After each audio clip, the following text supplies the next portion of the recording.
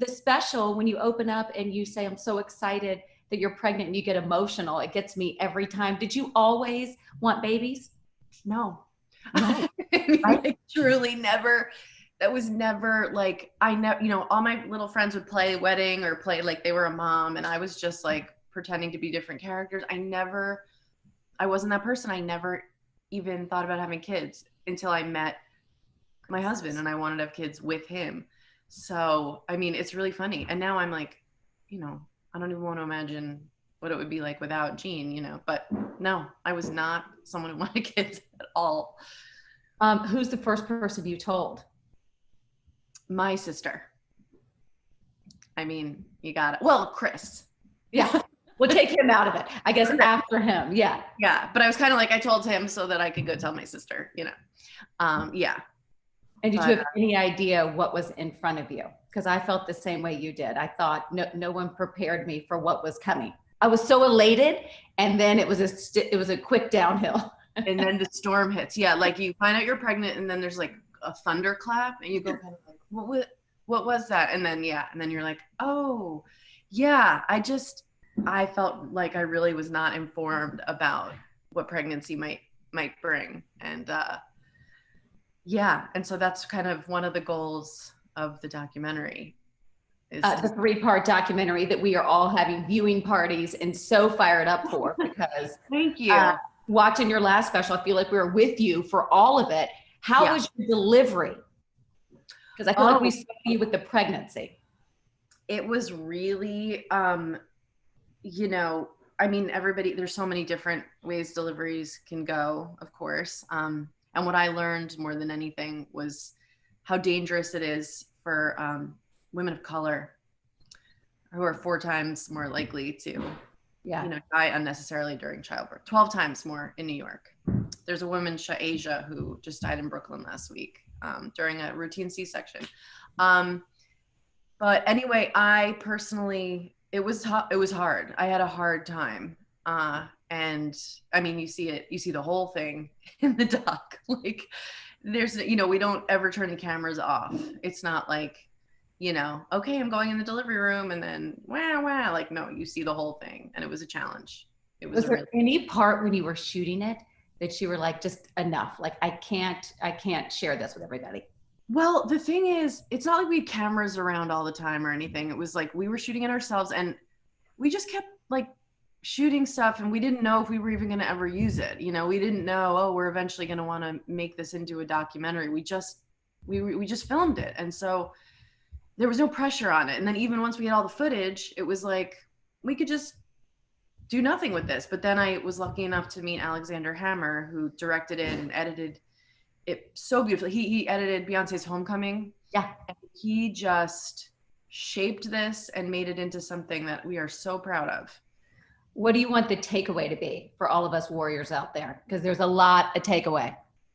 Yes, there are, there's so many. I think, so many people say to you, it's worth it the whole time, however sick you might be.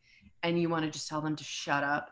But that's definitely a big takeaway, is that it winds up being, just like they say, very worth it. But also, my husband gets diagnosed with autism during it, the documentary. I create a stand-up special. So I think the takeaway should be whatever you take away from it, yeah.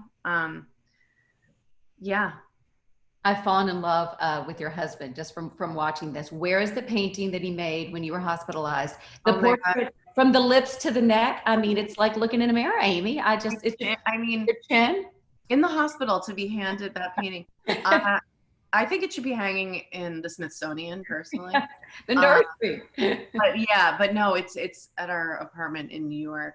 I think we should put like an eternal flame under it, but yeah, it's just, we have a difference in opinion of where we want the painting to be. I want it to be on display.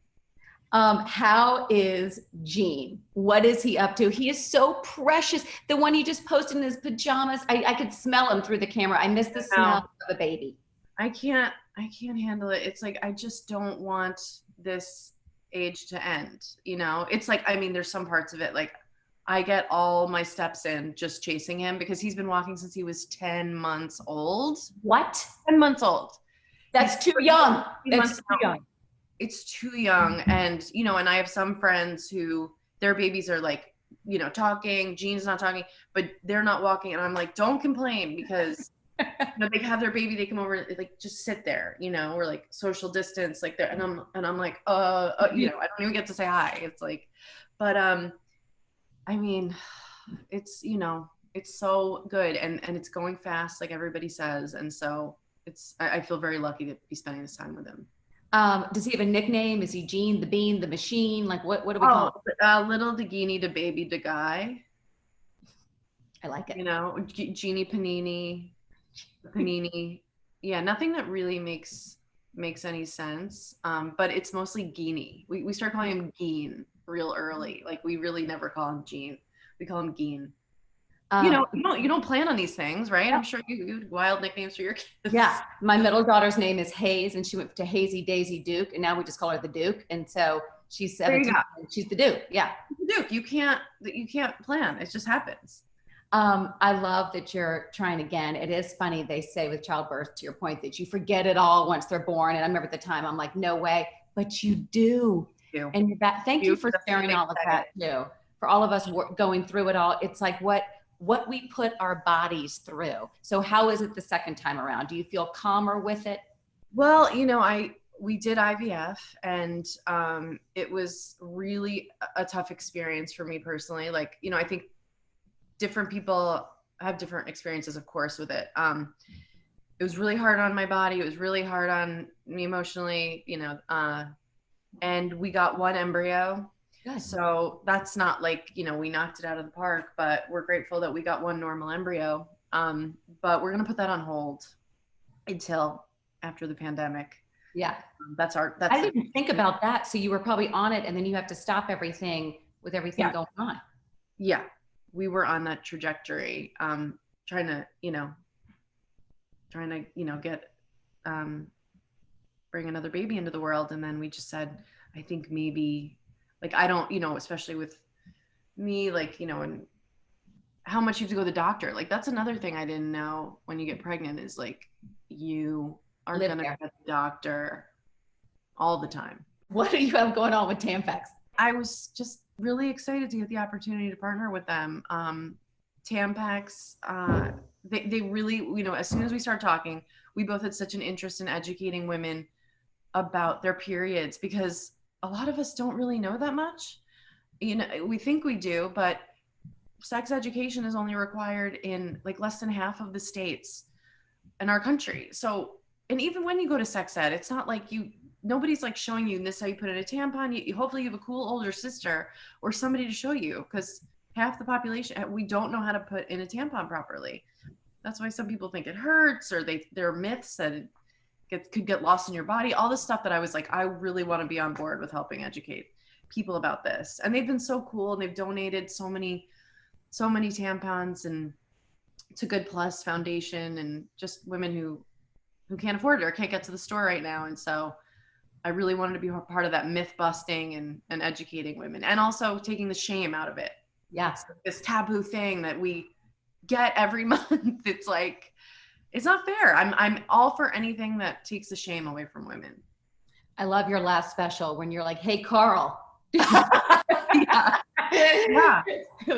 I go the other way with it, you could say. Yeah. But that was really fun. I'm proud of the commercials that we shot.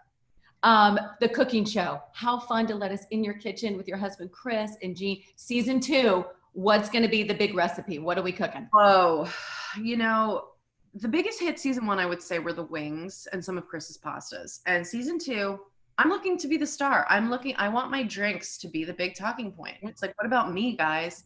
No, Chris is, you know, he's so incredible. And I think one of my favorite episodes we shot was learning how to make your own favorite takeout, because what I'm missing is, you know, the takeout we used to get in New York, and now he taught me how to make all of it, so we have no excuse. Like, you know, there's nothing holding us back.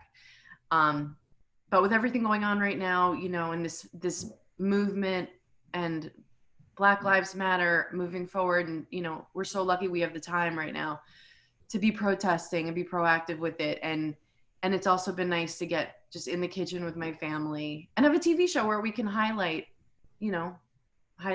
what's going on in the world.